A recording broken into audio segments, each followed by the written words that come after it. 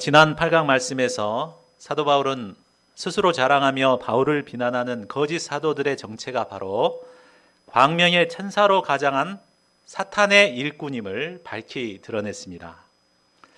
그들의 문제를 적나라하게 드러내기 위해서 사도 바울은 부득불 이제 자신을 자랑할 필요성을 느끼게 되었습니다.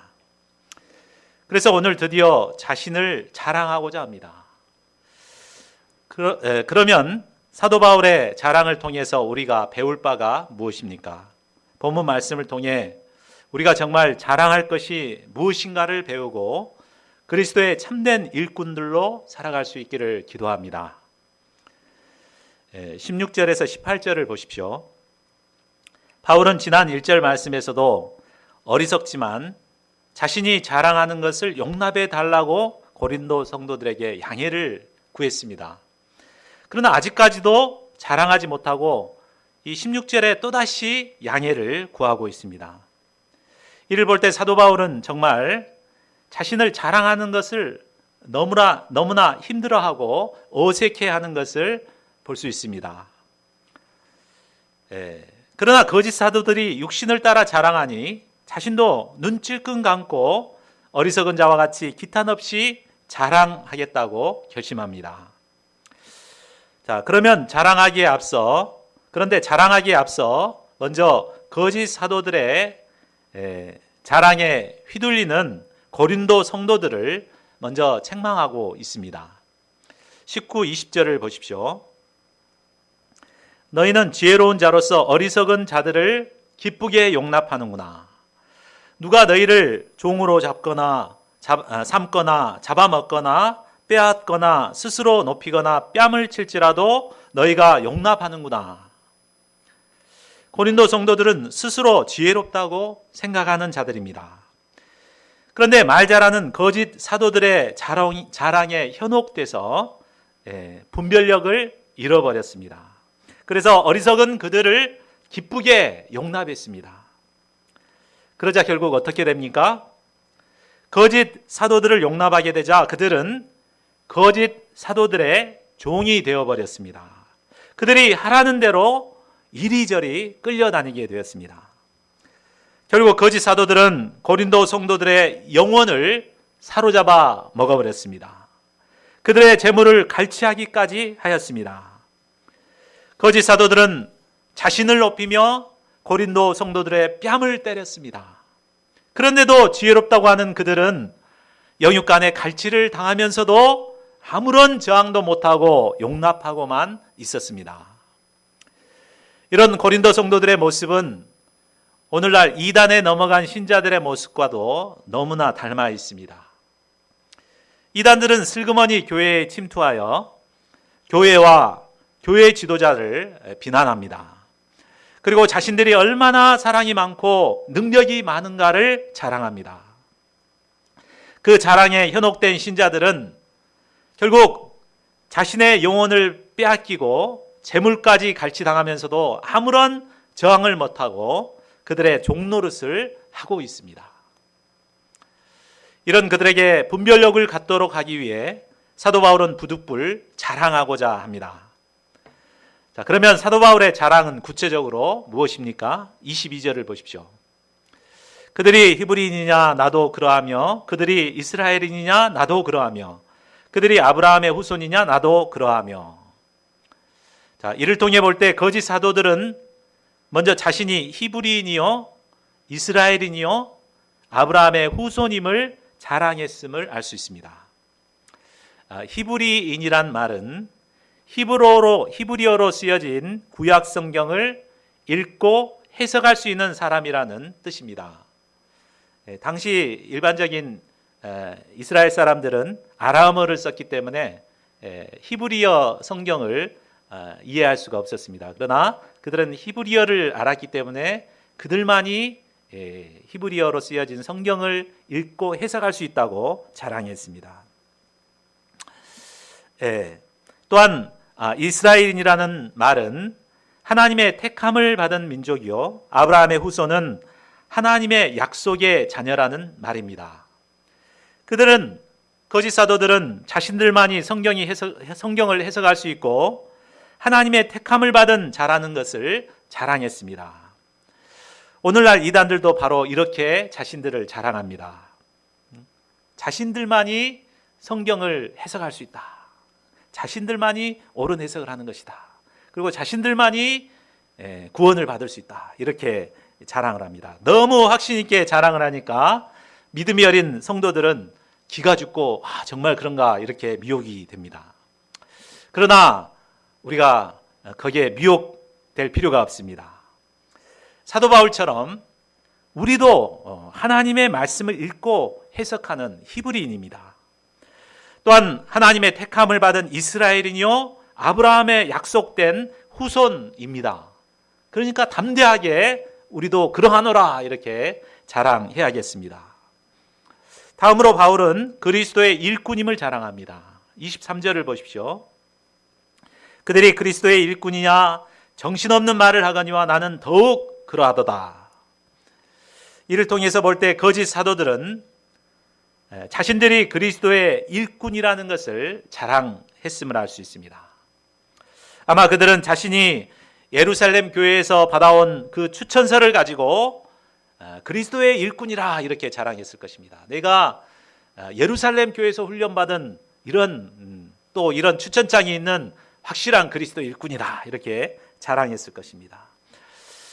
또한 자신이 받은 신비하고 놀라운 경험들을 막 무용담처럼 자랑하면서 자신이 그리스도의 일꾼이라고 자랑했을 것입니다. 오늘날도 사람들은 자신이 가진 타이틀과 또 자신의 경험들을 내세워 자신들이 그리스도의 일꾼이라고 자랑합니다. 대형교회의 집사요, 권사요, 장로라고 자랑을 하기도 하고 또 자신의 신앙 연륜을 자랑하기도 합니다. 그러나 사도 바울은 뭐라고 말합니까? 정신없는 말을 하고 있다고 그들을 비난합니다. 왜 그렇습니까? 자신이 가진 타이틀이나 경력이 결코 그리스도의 일꾼이라는 증거가 될 수 없기 때문입니다. 자, 그렇다면 그리스도의 일꾼이라는 참된 증거는 과연 무엇이겠습니까? 그리스도의 일꾼으로서의 참된 증거는 바로 실제 삶에서 그리스도의 고난에 얼마나 참여하고 있는가일 것입니다. 사도 바울은 골로새서 1장 23, 24절에서 이렇게 말합니다. 나 바울은 이 복음의 일꾼이 되었노라. 나는 이제 너희를 위하여 받는 괴로움을 기뻐하고 그리스도의 남은 고난을 그의 몸된 교회를 위하여 내 육체에 채우노라. 그러니까 사도 바울은 복음의 일꾼 그리스도의 일꾼으로서 교회에서 받는 고난을 감당하면서 또 그리스도의 남은 고난을 위해서 자기 몸의 육체에 채우는 고난을 감당하는 삶을 살았노라고 고백합니다. 그러니까 정말 참된 복음의 일꾼이요 그리스도의 일꾼들은 바로 이 예수님의 남은 고난에 참여하는 자가 되어야 함을 가르쳐주고 있는 것입니다. 물론 예수님께서는 십자가와 부활을 통해서 복음을 완성하셨습니다. 그런데 이제 실제 이 땅에서 이 복음을 전파하고 또 복음을 통해서 구원하는 이 고난의 일은 남겨놓으셨습니다. 그래서 그리스도의 일꾼들을 통해서 이 고난에 참여하도록 우리를 부르십니다. 그러니까 참된 그리스도의 일꾼이라면 바로 이런 고난을 감당해야 하는 것입니다. 그리스도의 남은 고난에 참여하고 있다는 증거가 있어야 바로 참된 그리스도의 일꾼들입니다. 자, 그러면 사도 바울이 말하는 그리스도의 참된 일꾼으로서의 고난은 구체적으로 어떤 것이었습니까? 23절에서 27절까지는 사도 바울이 당한 고난을 열거하는 내용입니다. 우리 길지만은 같이 한번 또박또박 읽어보겠습니다. 시작. 내가 수고를 넘치도록 하고 옥에 갇히기도 더 많이 하고 매도 수없이 맞고 여러 번 죽을 뻔하였으니 유대인들에게 40에 하나 감한매를 5번 맞았으며 3번 태장으로 맞고 1번 돌로 맞고 3번 파선하고 일주야를 깊은 바다에서 지냈으며 여러 번 여행하면서 강의 위험과 강도의 위험과 동족의 위험과 이방인의 위험과 신의 위험과 광야의 위험과 바다의 위험과 거짓 형제 중의 위험을 당하고 또 수고하며 애쓰고 여러 번 자지 못하고 줄이며 목마르고 여러 번 굶고 춥고 헐벗었노라. 사도행전을 읽어보면 사도 바울이 그리스도의 일꾼으로서 당한 고난이 어떠했는가 잘 기록되어 있습니다. 그만큼 그는 그리스도의 남은 고난을 자신의 육체에 채우며 살아가는 참된 그리스도의 일꾼이었습니다. 그런데 사도 바울이 당한 고난은 이런 육체적인 고난뿐만이 아니었습니다. 28, 29절을 보십시오. 그것은 교회를 위해서 염려하는 내적인 고난이었습니다. 바울은 성도 중에 누가 힘들어져서 약해지기라도 하면 그 성도에 대한 생각으로 자신도 똑같이 약해졌습니다. 누가 실족하게 되기라도 하면 애타는 마음에 잠을 이루지 못하고 똑같이 고통스러워했습니다. 저는 고린도후서를 공부하면서 고린도 성도들을 향한 이 바울의 애타는 마음을 배우고 참 많은 위로를 받았습니다. 우리도 복음 역사를 섬기면서 이 사도 바울처럼 애타할 때가 얼마나 많습니까? 정말 소망 중에 1년, 2년, 3년, 4년 이렇게 키워왔던 양이 한순간에 참 떠나고 실족해 되고 이런 것을 보면 얼마나 참 마음이 아프고 애타할 때가 많습니까? 정말 마음 한켠이 뻥 뚫려버린 것 같은 마음이 들 때가 많습니다. 그러나 이런 내적인 고난 역시 그리스도의 일꾼들이 감당해야 하는 그리스도의 남은 고난입니다. 우리가 예수님의 고난에 참여하고 있다 이렇게 생각하고 위로를 받아야 합니다.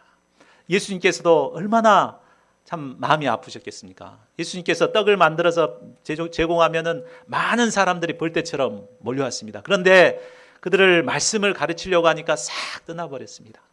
제자들은 어땠습니까? 제자들 중에는 소망 가운데 정말 신뢰하고 키웠던 제자가 예수님을 배반하고 예수님을 팔던 팔기까지 하였습니다. 또 남은 제자들도 다 뿔뿔이 예수님을 부인하고 떠나가 버렸습니다.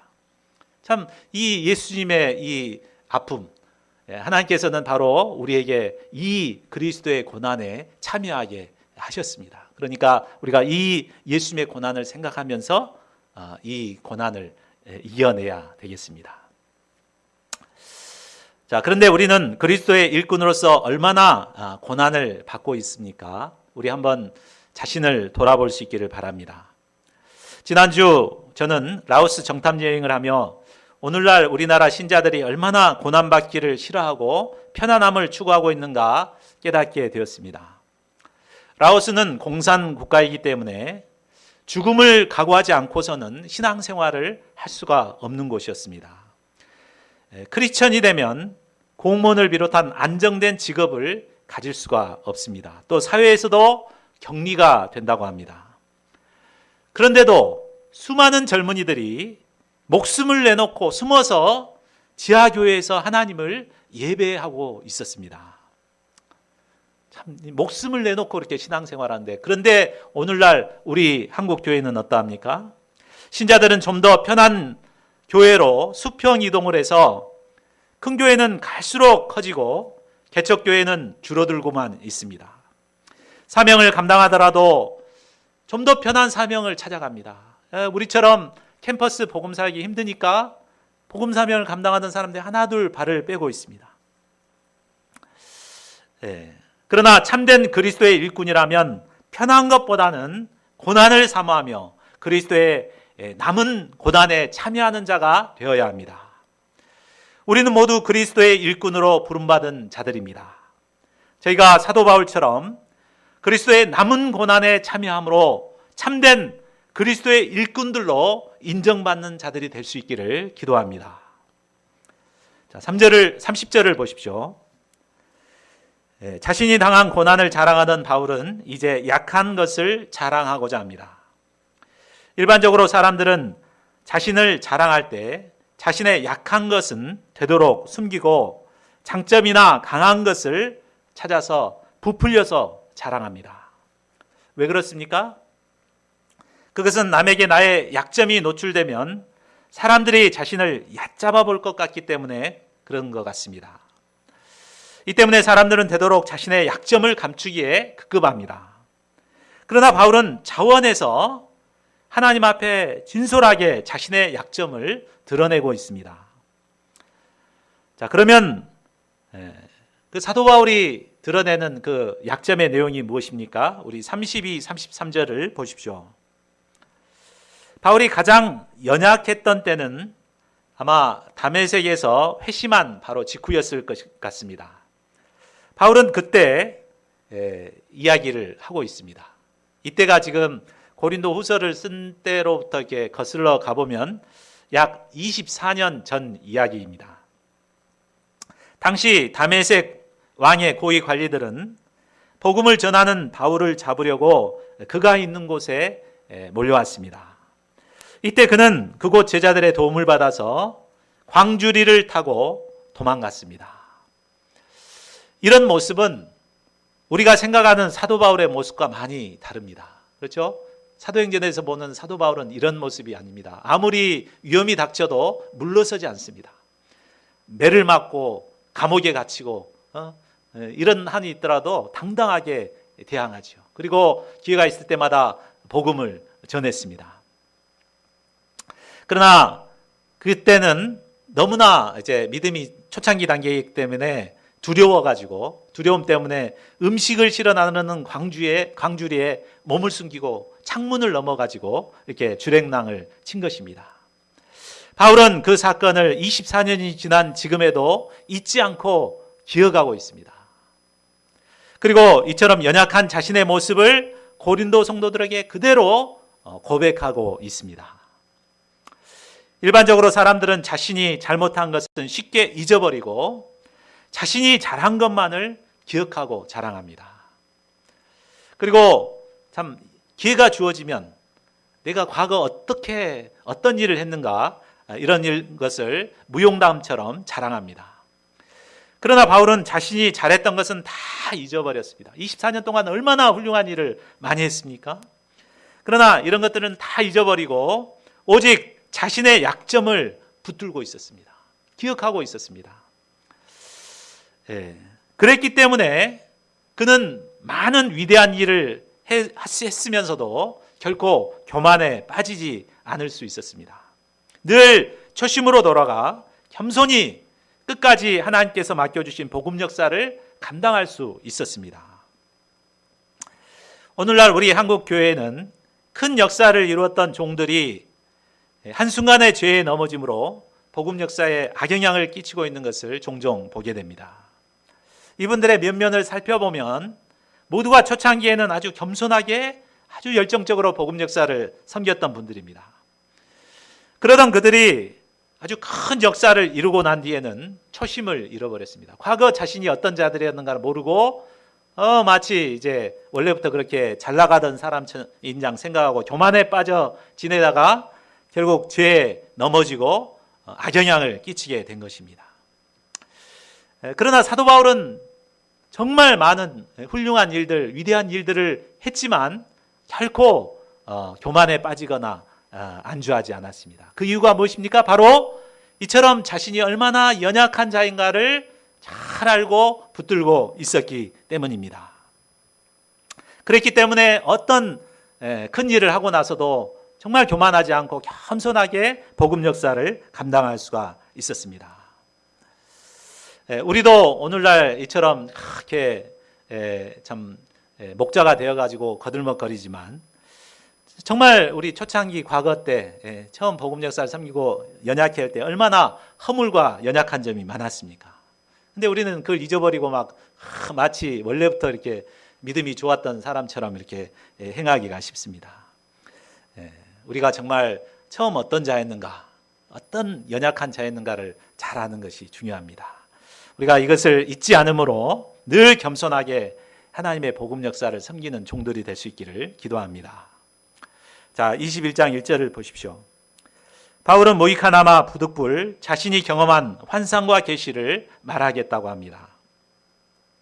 하나님은 14년 전 바울에게 신비한 계시와 환상을 보여주었습니다. 이때 바울은 셋째 하늘에 이끌려 올라갔습니다. 이 셋째 하늘에 대한 여러 가지 학설들이 있습니다. 근데 여러 주석책을 찾아보는데 제가 제일 이렇게 공감하는 내용은 바로 이 셋째라는 표현이 관용구로서 최상의 하늘을 표현하는 말이다. 이제 이것이 저에게는 가장 와닿았습니다. 그러니까 사도 바울은 가장 이 최고의 영적 세계에 깊이 들어가게 되었다는 것을 말하고 있는 것입니다. 4절에서도 보면 바울은 그곳을 가리켜 낙원이라고 말하고 있습니다. 바울은 그곳에서 말로 표현할 수 없는 신비하고 놀라운 말을 듣게 되었습니다. 이런 놀라운 체험을 한 사도 바울은 14년 동안이나 아무에게도 이야기하지 않고 침묵하고 있었습니다. 우리 같았으면 어떻게 했겠습니까? 거짓 사도들 때문에 이제 부득불 이 얘기를 꺼내지만 이 얘기를 하면서도 마치 자기가 한 얘기처럼 얘기하지 않습니다. 남의 이야기처럼 3인칭으로 말하고 있습니다. 또한 자신이 분명 경험한 일이면서도 자신이 몸 안에 있었는지 몸 밖에 있었는지도 모르겠다고 2번이나 반복해서 말합니다. 만일 우리가 얘기한다면은 막 살을 섞어가지고 막 과장해서 이렇게 얘기를 하겠죠. 어떤 사람들 얘기하는 거 보면은 이렇게 성령의 주시는 마음을 이렇게 깨닫고 이것을 표현하는데 하나님께서 음성을 들려주셨다. 이렇게 말씀하셨다. 막 이렇게 확신 있게 막 얘기하시는 분들이 있습니다. 그러니까 그 사람이 막 직접 하나님의 음성을 탁 듣고 막 이렇게 말한 것처럼 이렇게 하는데 실은 그게 아니죠. 성령께서 우리 생각나게 하셔서 이렇게 이런 하나님의 음성을 이렇게 말씀을 듣게 하신 건데 그것을 막 이렇게 부풀려서 이렇게 얘기하기 쉽습니다. 그렇게 하면 좀 굉장히 좀 신령한 사람처럼 보여지는 것 같습니다. 또 어떤 사람들은 자기가 체험한 것에다가 살을 차곡차곡 붙여가지고 이제 과장해서 그렇듯하게 과장하는 분도 있습니다. 그러나 사도 바울은 어떻게 합니까? 사도 바울은 그들과 비교할 수도 없는 이렇게 놀라운 이런 신령한 체험을 했으면서도 14년 동안 전혀 드러내지 않고 있었습니다. 그리고 부득불 알릴 수밖에 없는 상황에서도 최대한 절제해 가면서 마치 자신이 하지 않은 것처럼 겸손히 밝히고 있습니다. 자, 이렇게 14년 동안 얘기하지 않고 간직하고 있었던 그 이유가 무엇일까요? 우리 같으면 곧바로 막 자랑할 것 같은데 그 이유가 무엇입니까? 첫째로 6절에서 말한 것처럼 받은 계시와 환상을 자랑하게 되면 듣는 사람들이 지나치게 생각할 것을 두려워했기 때문입니다. 사실 사람들이 자신을 자랑하는 이유는 이 자랑을 통해서 자신을 좀 높이 생각해 주기를 바라는 마음 때문입니다. 그래서 조금이라도 자랑거리가 있으면 때를 얻든지 못 얻든지 자랑을 늘어놓습니다. 그러나 사도 바울은 사람들이 자신을 지나치게 생각할까 염려해서 그렇게 하지 못하도록 철저하게 감추고 있었던 것입니다. 둘째로는 하나님께서 주신 신비한 체험은 남에게 알리기 위해 주신 것이 아니라 바로 바울 자신에게 필요한 것이기 때문에 그것을 자신이 간직하고 있었던 것입니다. 사도 바울이 고린도후서를 쓸 당시에서 이제 14년 전을 거슬러 올라가 보면 그때가 바로 바울이 바나바와 함께 안디옥 교회로 파송되는 시기입니다. 그러니까 안디옥에 파송되고 난 다음에 사도 바울은 이제 본격적으로 이방인의 그릇으로 이제 세계 선교를 감당하며 많은 고난을 받아야 할 때입니다. 그러니까 하나님께서 특별히 사도 바울에게 이렇게 신비한 체험을 통해서 하나님 나라에 대한 소망을 심어준 것입니다. 그러니까 사도 바울은 이것을 마음에 깊이 간직하고 닥치는 여러 환난과 어려움들을 이 비전과 계시와 환상을 통해서 이겨낼 수가 있었던 것이죠. 그렇기 때문에 하나님께서 주신 것이기 때문에 사도 바울은 이것을 자기가 개인적으로 깊이 간직하고 누렸던 것입니다. 자, 그렇게 말하면 오늘날 우리도 고난을 이겨내기 위해서는 이런 신비한 체험이 과연 필요할까요? 이런 질문을 하기 쉽습니다. 그런데 사도 바울이 이 계시와 환상을 보게 된 때, 이때는 바로 신약 성경이 완성되기 이전 시대였음을 우리가 기억해야 합니다. 이 때문에 하나님께서는 예외적으로 사도 바울에게 이런 신비한 환상을 통해 계시를 해주셨던 것입니다. 그런데 특별 계시인 이 성경이 완성된 이후에는 하나님께서 이런 계시를 개인적으로 보여주시지 않습니다. 다만 성경의 말씀을 통해서 우리에게 계시하십니다. 그러므로 우리는 신비한 것을 체험하려고 하기보다도 이 성경 말씀을 통해서 하나님이 주신 계시를 보고자 해야 합니다.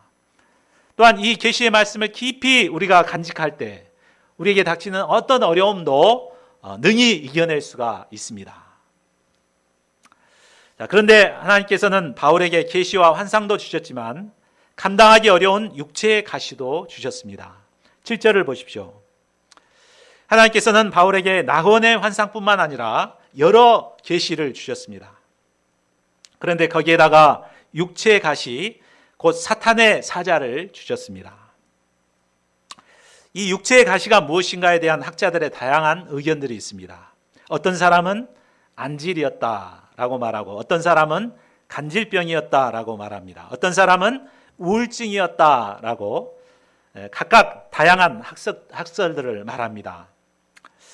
그런데 무엇이 됐건 이런 것들은 몸에 박힌 가시처럼 사도 바울을 늘 괴롭혔습니다. 우리가 조그만한 가시가 찔리면 그 가시가 박혀 있으면 얼마나 고통스럽습니까? 이것처럼 늘 사도 바울을 괴롭혔던 것입니다.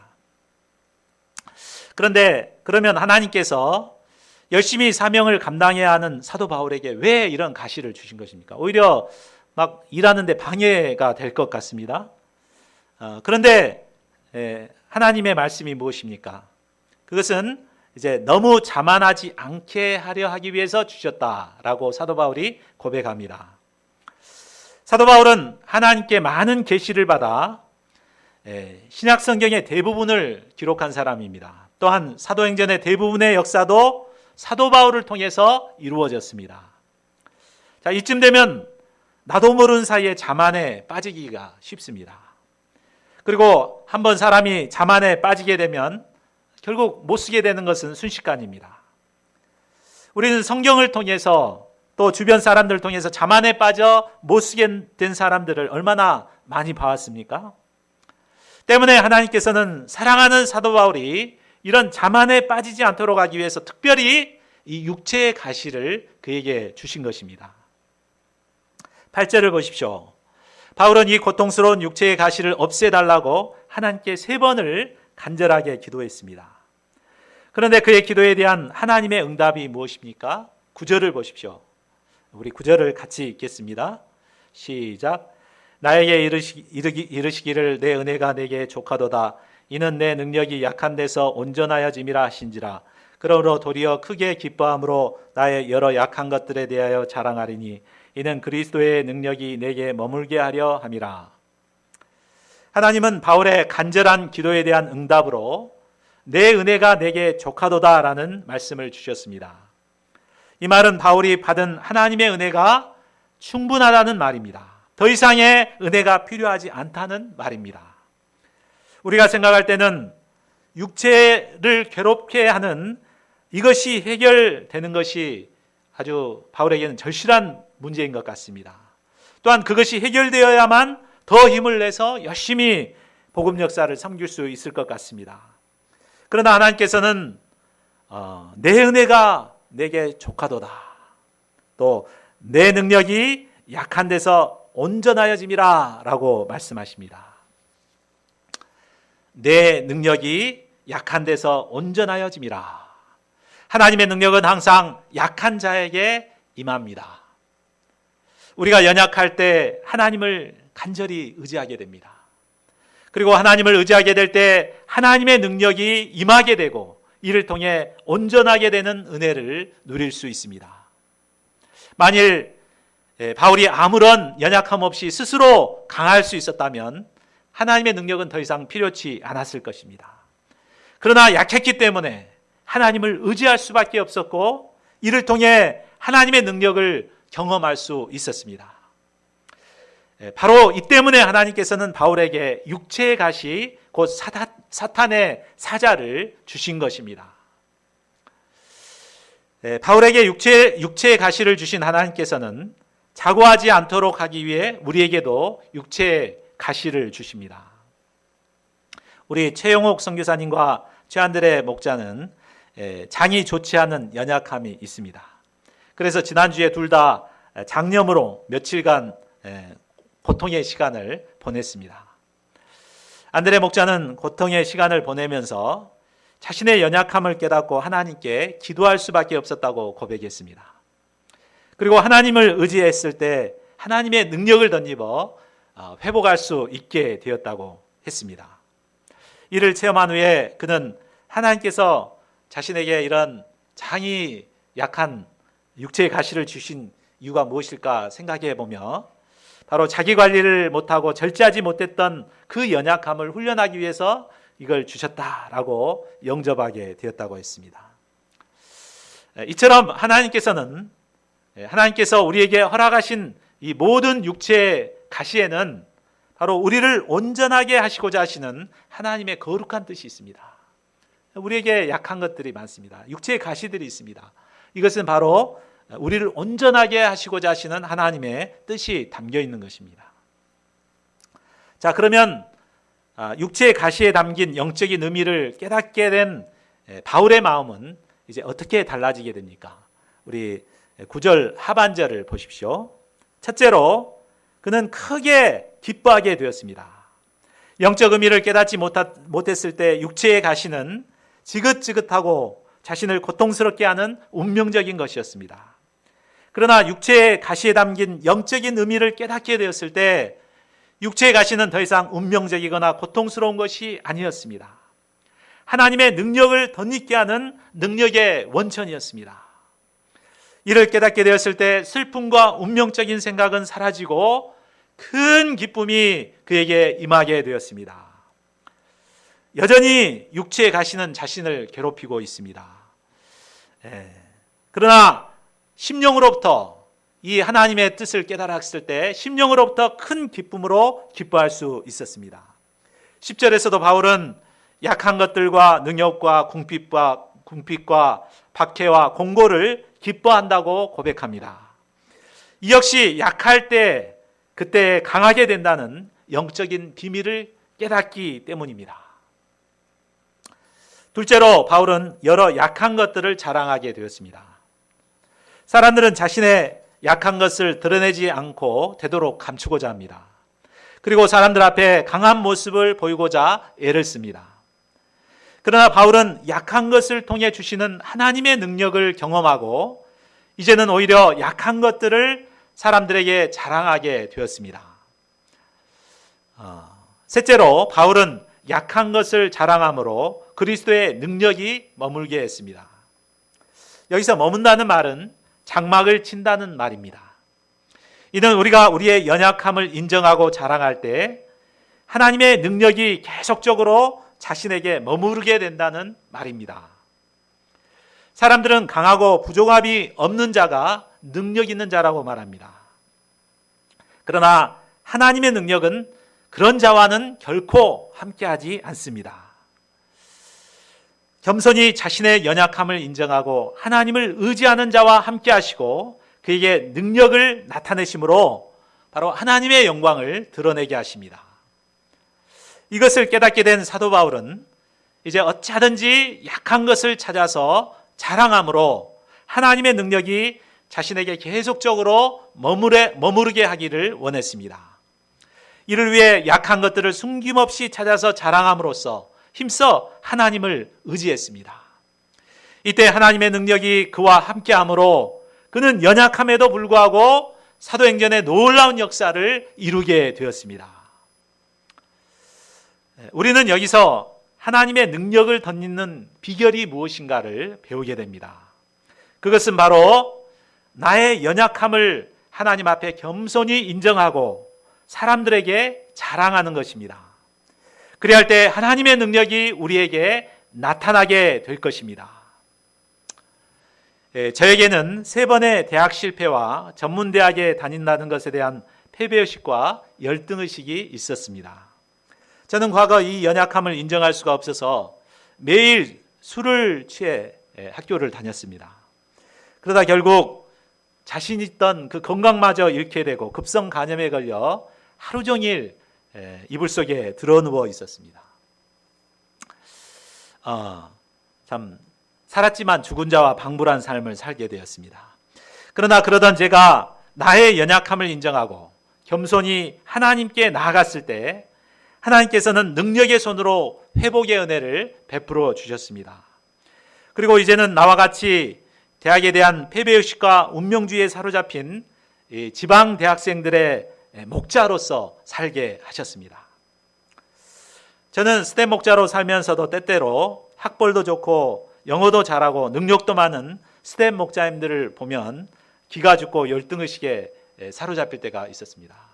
스텝 목자님들의 대부분은 주변의 대부분들은 서울대, 연세대, 고려대, 서울에 다니는 이런 대학 출신들이 많습니다. 영어도 아주 잘합니다. 거기에 비하면 저는 전문대 출신이고 겨우 4년제로 편입해서 학위를 마친 자입니다. 참 이런 분들하고 같이 이렇게 스텝 생활을 하다 보면 참 기가 죽을 때가 많습니다. 처음에는 저는 이런 저의 그 연약한 점을 인정하지 못하고 드러내지 못했습니다. 그러니까 또 다시 이제 열등의식에 잡혔습니다.